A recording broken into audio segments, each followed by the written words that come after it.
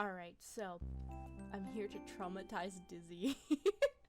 So this is the latest thing I've made, which kind of looks like this right now, but I remember talking to you one time about how many layers you use, and this is how many layers here, this right here, is how many layers I used to make this, not including all the ones I deleted, because I didn't need them anymore. And there are plenty on here that I don't need, but still, because like I like to make sure that I don't delete anything, because I've had like so many problems where I delete something and then I can't get it back. So let's see, I'll start off with, this is all the reference pictures that I have, all the way down. I don't think there's any more actually. Those are my, oh, there's one. Reference pictures for what I was drawing that I kind of move where I need to move them when I need to move them. And then there is traced versions of things so that I can look at it and make sure that there's like, you know, because this is a 3D character and I couldn't figure out how to do his hands, so I traced them and then I copied the trace. I didn't trace over it again. But anyway, so I can go all the way down to the bottom now. So this is this is my original sketch here. I always leave in the original sketch just to see what just because I like to see where I came from. And then up here is the line art for that sketch. I mean, without the eyes, of course, because the eyes are on a different layer. But then I added the color.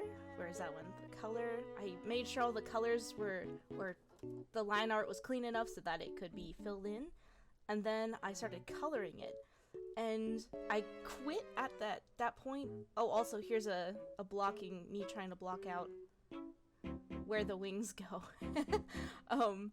But at that point I went to bed because I was like, alright, I don't got anything else. And then I asked some of my friends, you know, do you have any critiques? And they're like, yeah, sure. And one of them was that the wing looked weird, like, so I fixed the way the wing looked. And then I had to block that out again, but making sure that I got the colors for the wing on this side done. And then there's the alternate version of that. Also, here are the colors for it. And then the wings are silver, so I put that in. So all of these layers here are not part of the piece anymore. All the layers without a little blue dot are not part of the piece. So, oh wait, I'll go back to the bottom.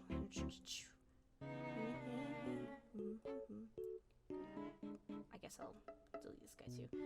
Bye-bye. Okay, up here is me trying to figure out the placement of the wings and like where's a good area to make them fit.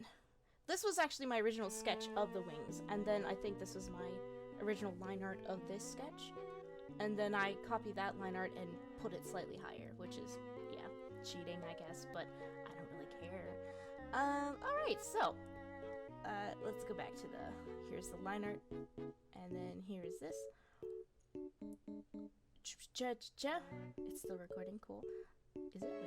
Wait, it is. So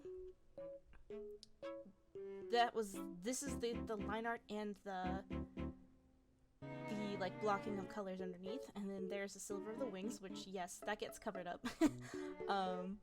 And then I don't know why or when, but I decided that I was gonna shade it to be all brown and gold.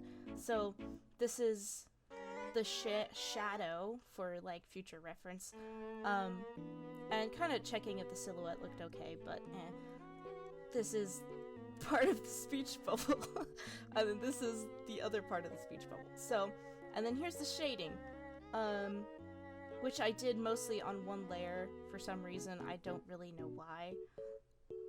I don't usually do them on one layer like that, but I was doing it like that for some reason. Anyway, so then that's the shadow under his feet, which I didn't like, so I didn't keep it, but I wanted to make sure that I would remember where the shadow was.